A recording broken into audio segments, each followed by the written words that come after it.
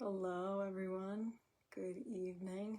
Welcome back to another class on the metal element. So last week started talking about what the 5 elements are and a little intro to the metal element in particular, as we are in the season of the metal element, autumn, and that element is related to the lung and large intestine in Chinese medicine. And in the next class, we'll talk more in depth about the lung and its function and role in Chinese medicine. And so for today, we're going to talk about the many or several of the many correspondences of the metal element. And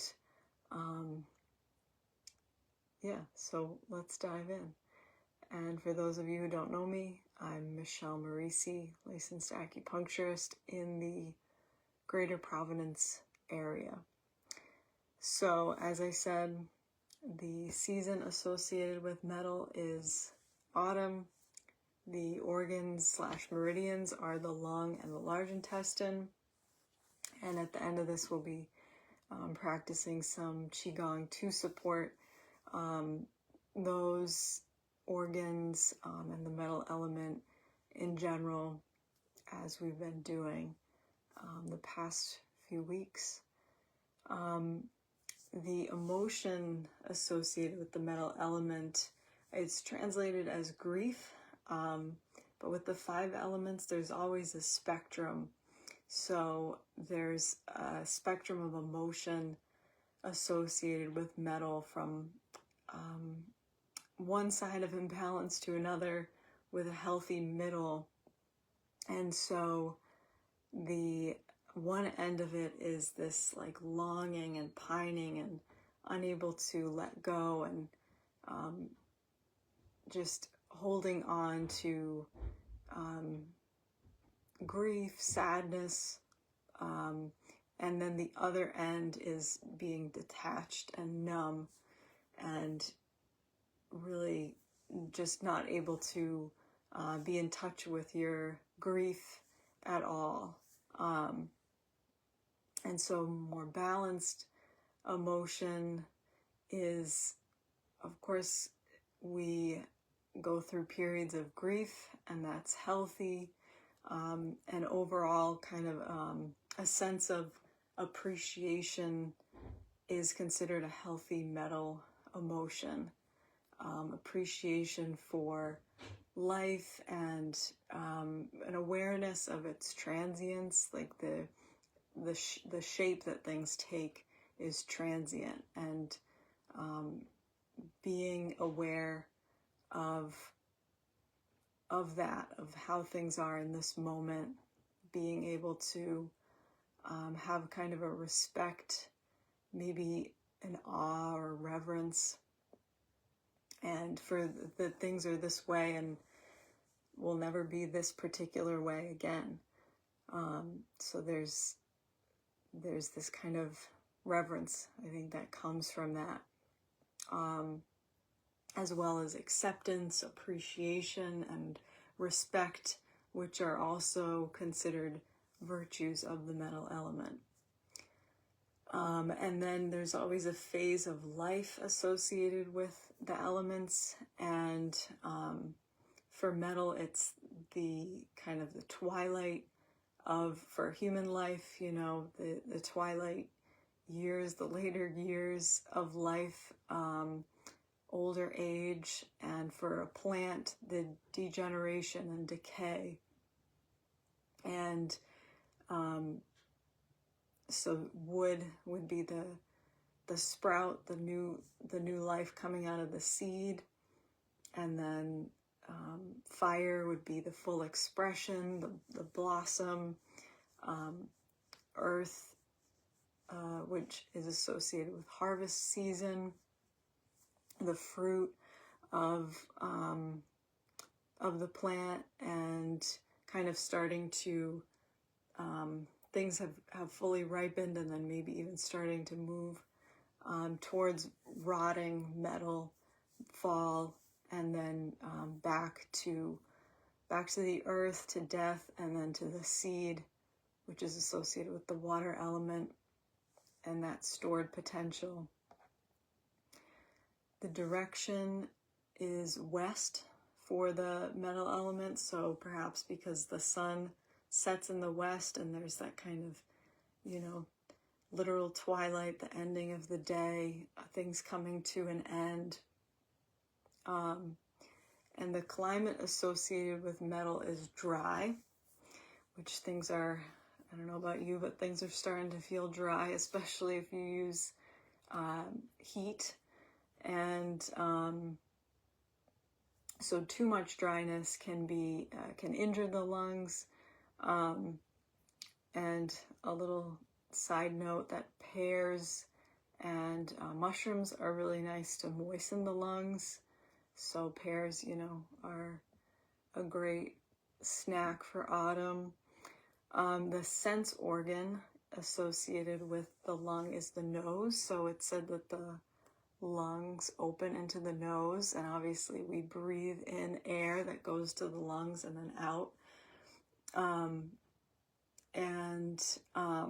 The nose functions to filter what goes into the lung to keep us protected.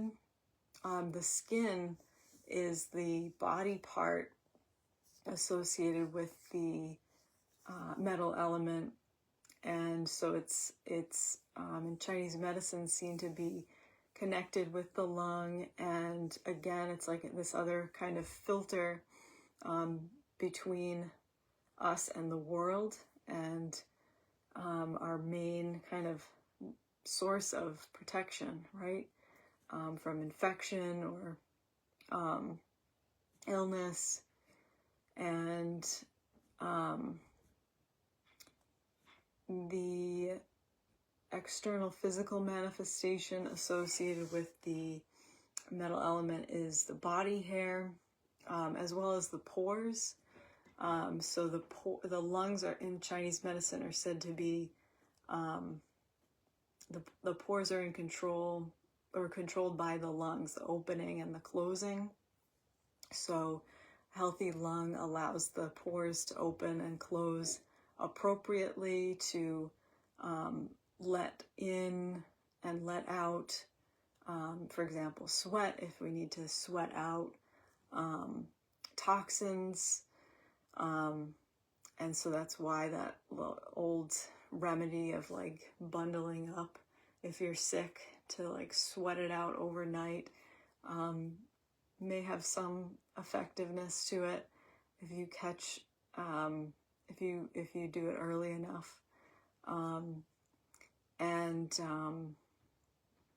There are herbal formulas in Chinese medicine if you have like a cold or flu or something like that and you're not sweating, to open the pores to allow you to like help you to sweat it out. So people who don't sweat, we usually will ask about that in a thorough Chinese medicine intake. Like, do you sweat?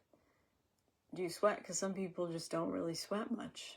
So that's points to a lung deficiency. So if you're warm or you're exerting and you're not really getting very sweaty, that can be an indication of a lung imbalance.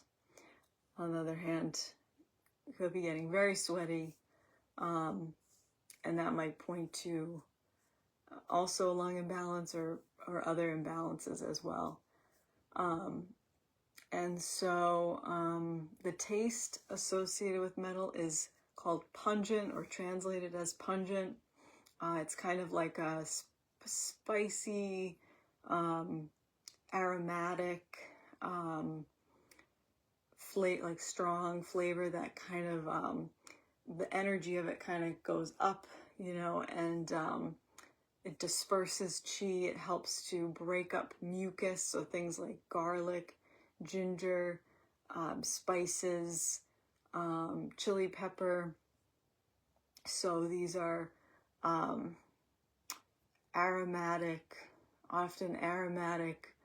herbs that are like chi moving and can help when if you're starting to get sick, if you have a lot of mucus.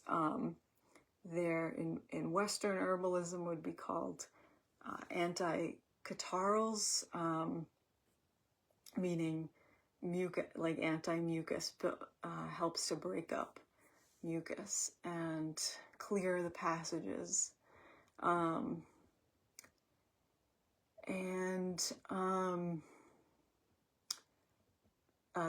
There's a power associated with metal, which is balance.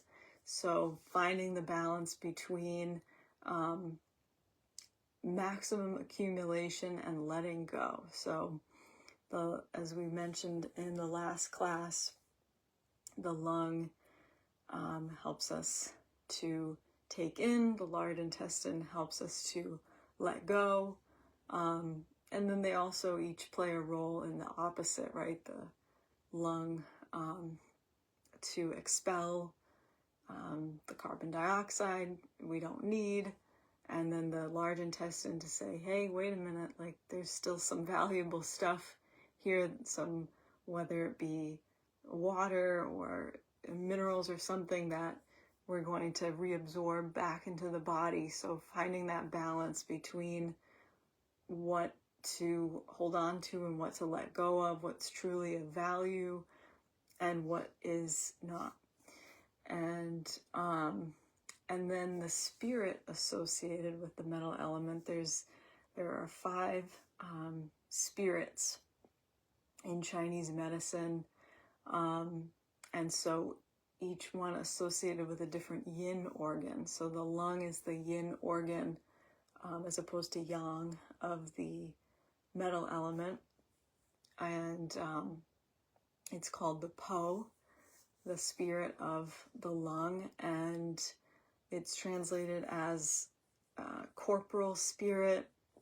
So it's very much like of the body, and we maybe a future class can dig into those 5 spirits more, but you can think of it as like your grace, your capacity for grace, like animal grace, and like athletes who usually have strong Po, like good awareness of their body, good control over their body, and gracefulness.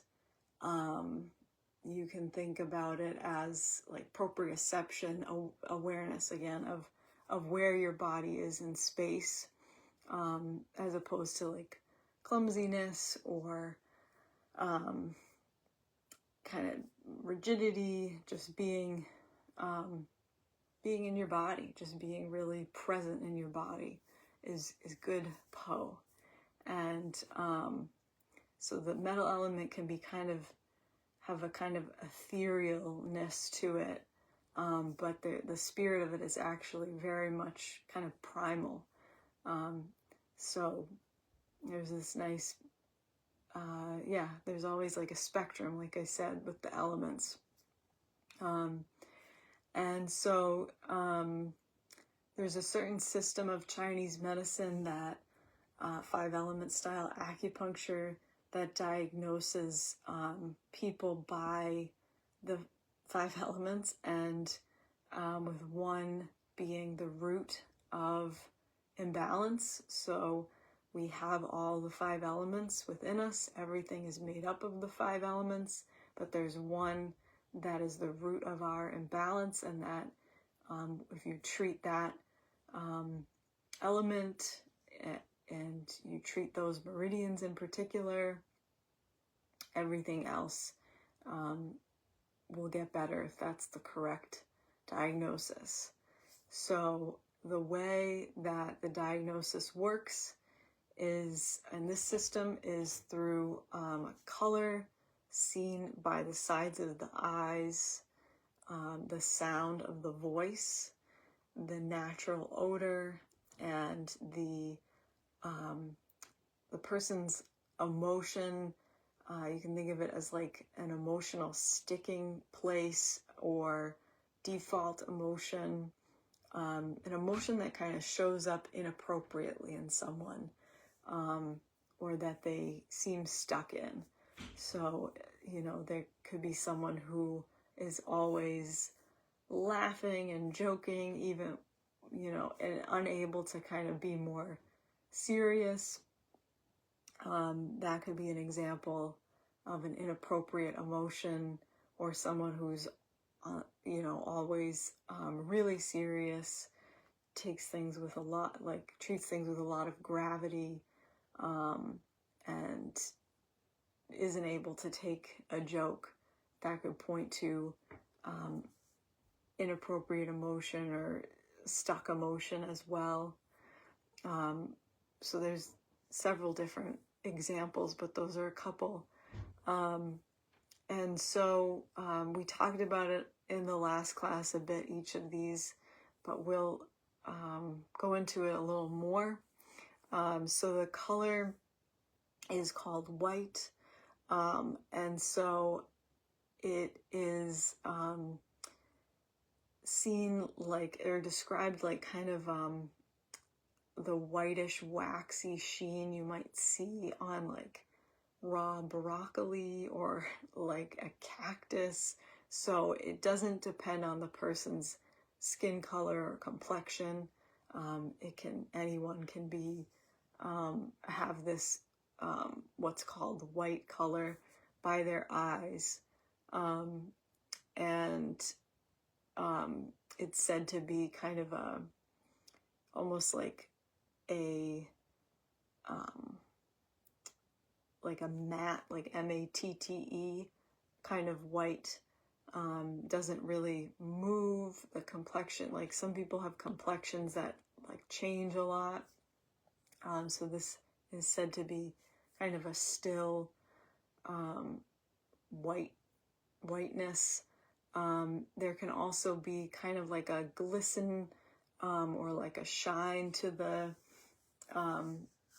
complexion, or to that area by the eyes, and especially if there's that can point to a lung qi deficiency, like a shiny pallor, and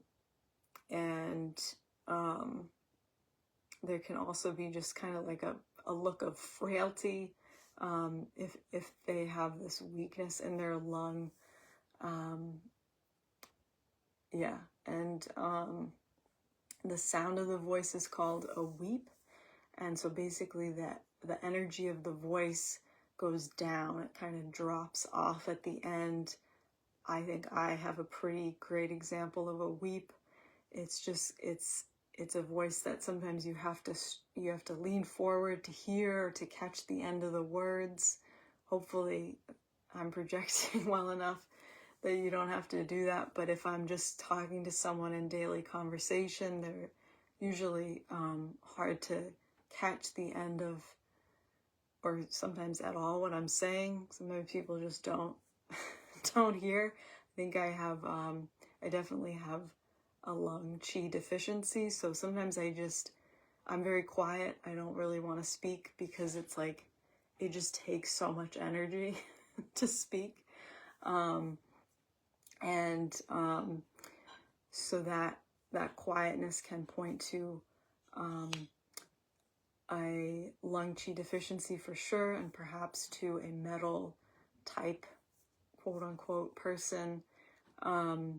Think of like a mourning dove, like this kind of mournful like sound that trails off at the end.